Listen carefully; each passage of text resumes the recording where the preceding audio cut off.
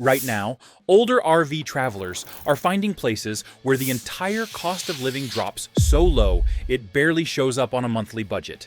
News out of the San Fernando Valley, the LAPD and city sanitation crews are clearing out a large homeless encampment. The fee sheets tell the story. Counties lowering monthly rates, utilities staying stable, and state parks keeping full hookup prices anchored at levels that look unbelievable on paper. But these changes carry a deeper meaning, and not everyone is ready for it. How did these states stay affordable while the rest of the country raised prices? Why are long-term openings suddenly filling faster? And what will it cost you if you wait too long to act? South Dakota.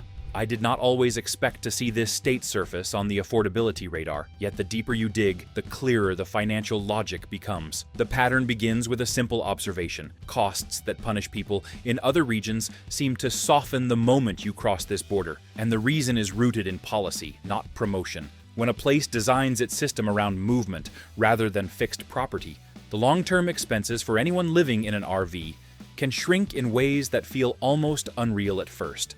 Here is where the story gains traction. The official Department of Motor Vehicles fee schedule for 2025 shows registration totals that are difficult to ignore. A motorhome that might cost $380 to $450 to renew elsewhere often lands under $200 here. The number is printed in plain text, not buried in disclaimers, and it reflects a long-standing strategy rather than a one-year anomaly. That kind of structural consistency is what makes this pattern stand out. You are not dealing with temporary deals or seasonal drops. You are looking at policy decisions that hold steady year after year. Another receipt comes from the counties themselves. Brown County Fairgrounds lists long-term stays at $200 per month, with electricity included. Sioux County posts ranges between $165 and $195, depending on amperage. These are not promotional flyers taped to a window. They are county-issued documents stamped and uploaded, serving as proof that the financial floor here is unusually low. When public records read this plainly, you do not need speculation.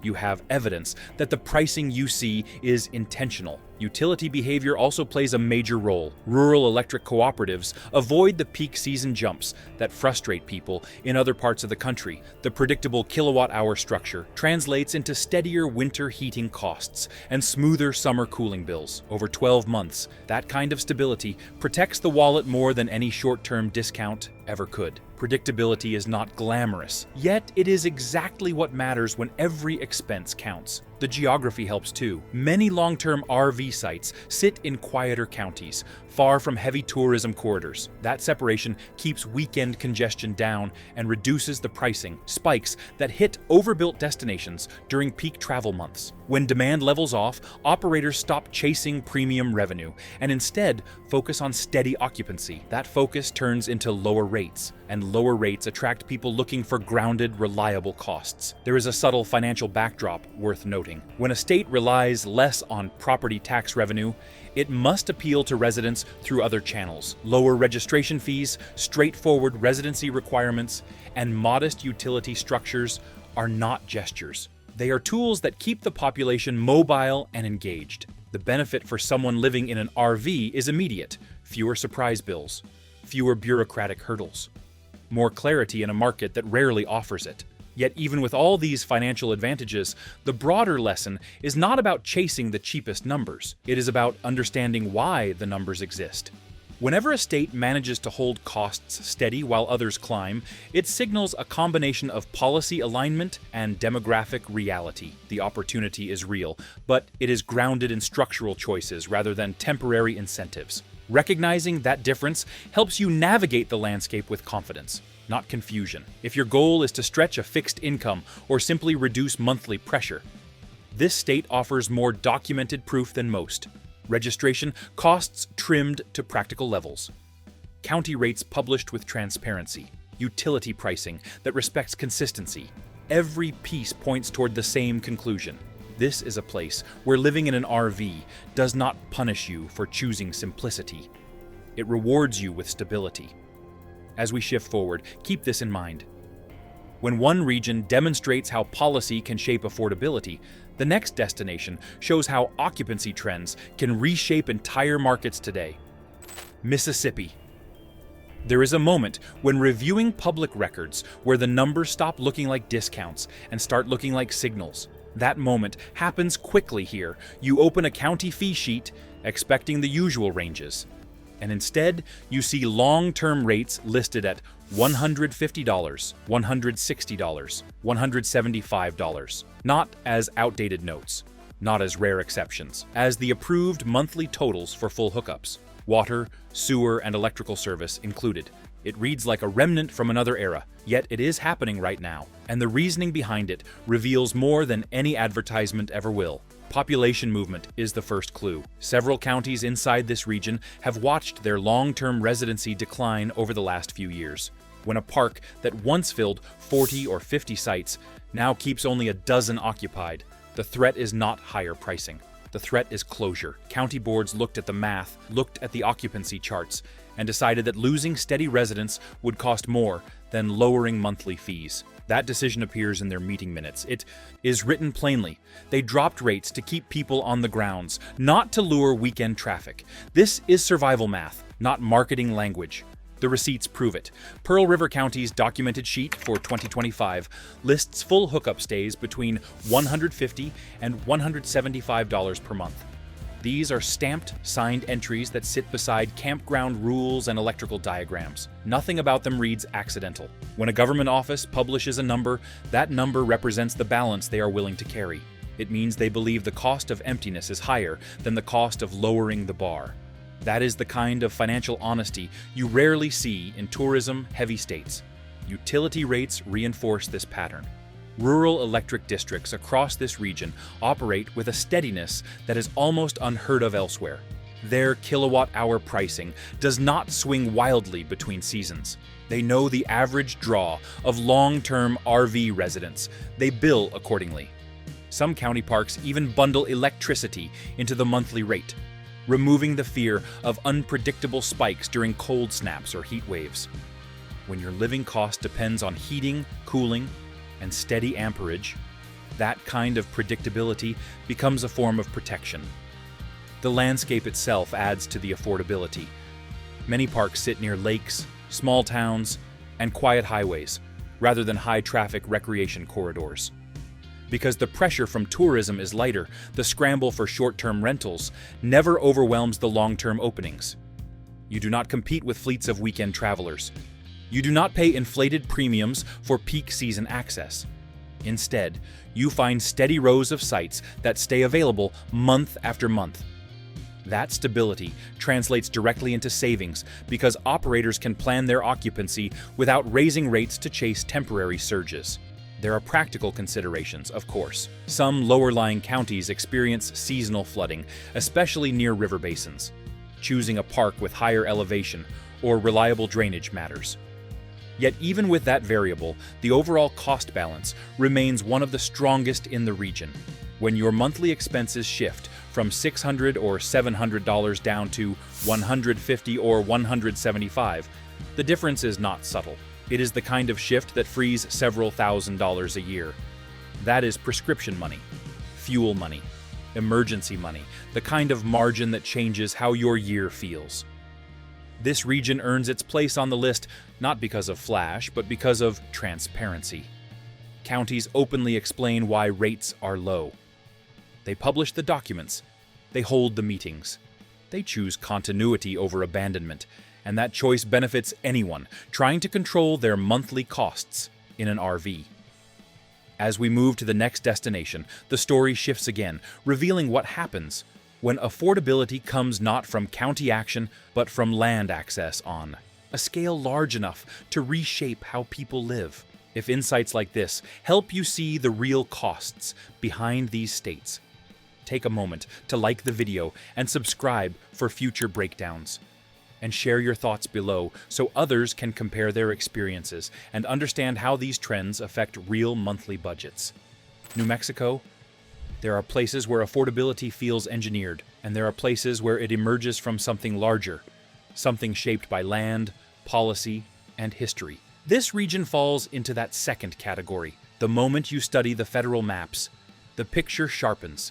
Millions of acres, more than 5 million, according to the 2025 Bureau of Land Management recreation charts, are designated for dispersed camping. Not hinted at, not loosely implied, clearly marked in federal documentation that anyone can download. When such an enormous portion of terrain is legally open to extended stays, the cost of living in an RV changes in ways few people ever anticipate. This is not a loophole. It is a structure.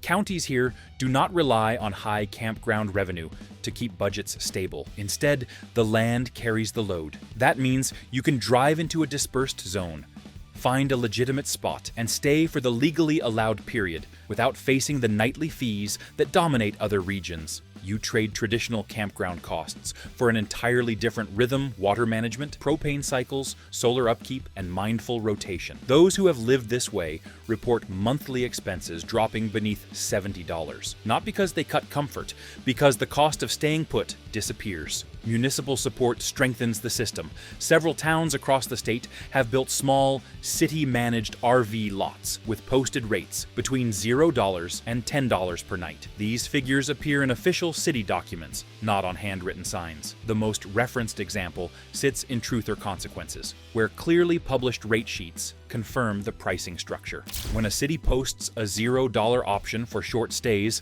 it signals a deliberate approach to supporting travelers without straining local budgets. The low fee is not a gimmick, it is a civic choice. This entire financial landscape took shape because counties had to adapt. Building and maintaining new public campgrounds is expensive, especially when tax bases shift or long-term population growth slows. Instead of raising fees, these counties leverage the resources already under federal control. The land itself became the backbone of the affordability curve. That is why dispersed access is so extensive. It is not the result of a sudden policy change. It is the continuation of a decades-long alignment between federal designations and local capacity. For someone living in an RV, the impact is immediate and measurable. Housing costs nearly vanish. The biggest recurring expenses become propane refills and grocery runs. Solar panels handle most electrical needs. Water becomes a matter of planning rather than payment. The freedom feels tangible the moment you settle into a quiet stretch of land, with no meter running and no receipt waiting at the end of the week. Yet the emotional weight of this setup lies not just in the savings, but in the environment itself. Vast, open silence. Starlit skies that stretch from horizon to horizon. Roads that wind toward landscapes untouched by commercialization. The sense of space becomes part of the value. You are not squeezed between fences or surrounded by constant turnover. You are living in a format that respects your independence. Rotation rules keep the system balanced. In many dispersed zones, the limit is typically 14 days. Then you move a short distance and reset. Federal officers enforce the guidelines with practicality, not aggression. The goal is conservation and fairness, not punishment. Because the land is so extensive, overcrowding rarely becomes a problem, and enforcement stays calm and manageable. Water stations, dump points, and propane refill locations fill the gaps, often operated at community-friendly rates because they serve residents rather than tourists.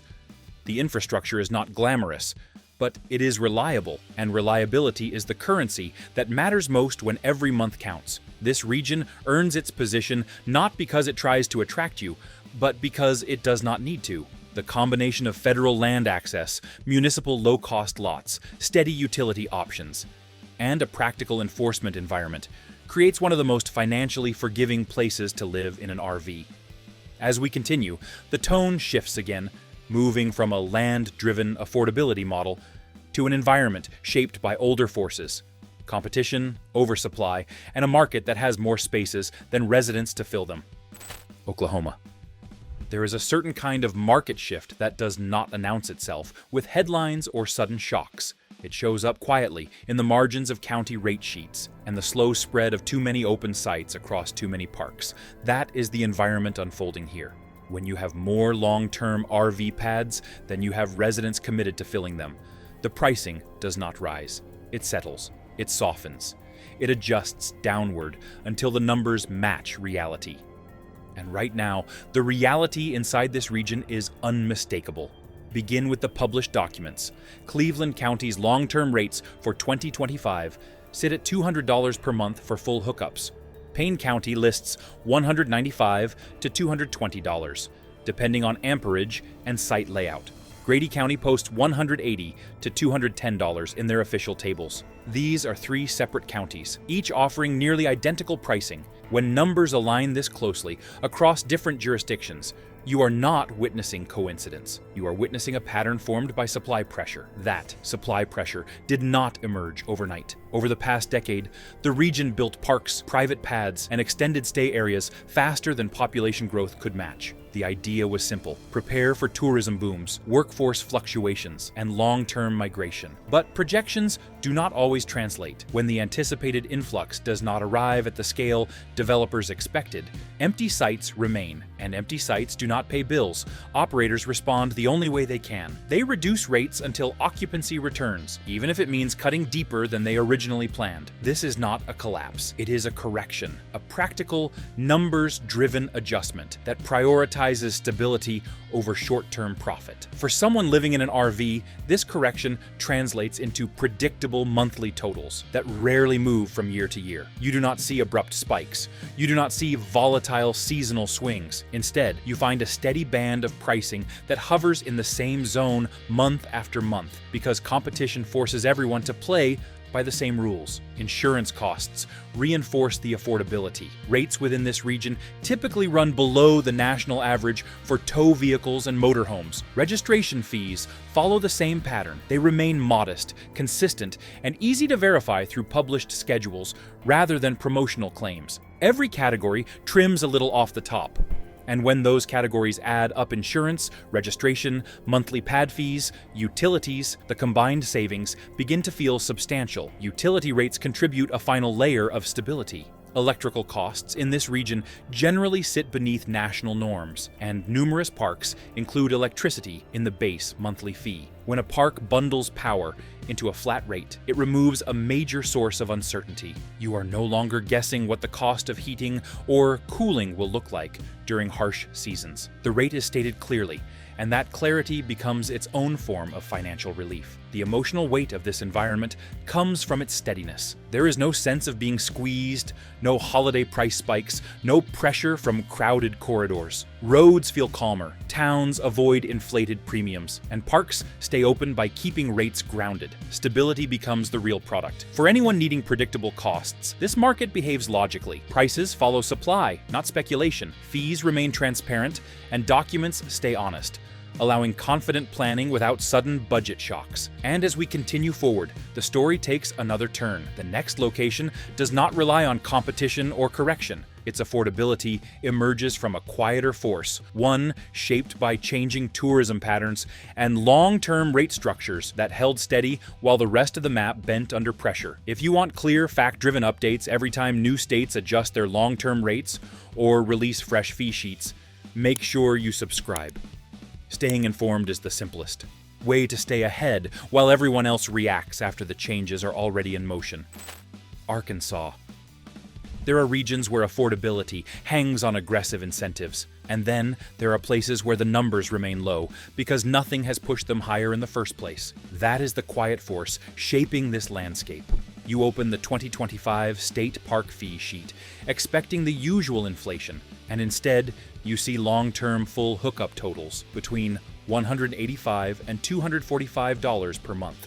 These figures are not buried. They are printed clearly, showing stability where most states show volatility. That steadiness comes from a mix of geography, tourism patterns, and long-term planning. Many parks here sit outside major corridors, far from the high-traffic destinations that push rates upward elsewhere. Because the surge of seasonal visitors never overwhelmed these counties, operators focused on retaining month-to-month residents rather than chasing premium weekend revenue. The result is a pricing environment that moves slowly. The totals remain grounded, not because of aggressive discounts, but because the underlying demand has stayed reasonable for more than a decade. The receipts confirm this. State-managed parks in quieter counties publish their full-service monthly totals without hesitation, and private operators inside those same regions follow closely behind. When you compare the posted numbers, the pattern tightens. A privately owned site offering water, sewer, and electrical access might show a monthly range near $210 or $220, barely above the public listings. That alignment reveals something important. Operators are not competing through shock pricing. They are maintaining stability to preserve occupancy. The cooperatives supplying electrical service reinforce that stability. Rural power providers here keep their kilowatt-hour structures predictable, avoiding large seasonal jumps. For someone living in an R-Vee, that steadiness means winter heating and summer cooling do not trigger the unexpected charges common in other regions. Predictability becomes a financial asset. A flat monthly rate, whether bundled or metered modestly, allows a person to plan ahead without worrying that a single harsh week will distort the entire budget. The terrain plays its part as well. Much of the long-term R-Vee availability lies beyond the heaviest tourism lanes. In smaller towns where the demand curve holds steady, without the volatility of constant turnover, parks can set rates that reward longevity. Residents benefit from quieter surroundings, and operators benefit from predictable occupancy. It is a mutually sustaining cycle, one that evolved naturally rather than through deep incentives. When a landscape supports its own rhythm, stability becomes the default condition instead of the exception. There is another detail worth understanding. Tourism within this region has remained strong enough to support the towns, yet never excessive enough to inflate long-term prices. That balance protects people who rely on month-to-month living. You are not competing with constant waves of short-term traffic, nor facing premium fees during peak seasons. The state parks maintain their affordability because the flow of visitors stays manageable. It creates a situation where both travelers and long-term residents coexist without pushing each other out. Stability defines this region. Long-term rates echo each other across counties. Documents stay consistent year after year, and utilities avoid sudden spikes. The result is a living environment shaped by steady demand rather than sharp swings, allowing anyone in an R-Vee to manage expenses confidently. Affordability, clarity, and predictable rhythm all work together, proving this balance is intentional, not accidental. And there you have it, the 5 states where thousands of 55-plus Americans are living almost free in their rigs. These trends are real, they're accelerating, and they're shaping the future of R-Vee, living more than anyone expected. I want to hear from you. Which state deserves the top spot? And which one did I miss? Drop your thoughts in the comments below. If this video helped you, smash that like button, hit subscribe, and turn on notifications so you never miss another insider look at the R-Vee world. Thanks for watching. Now go find your next affordable adventure.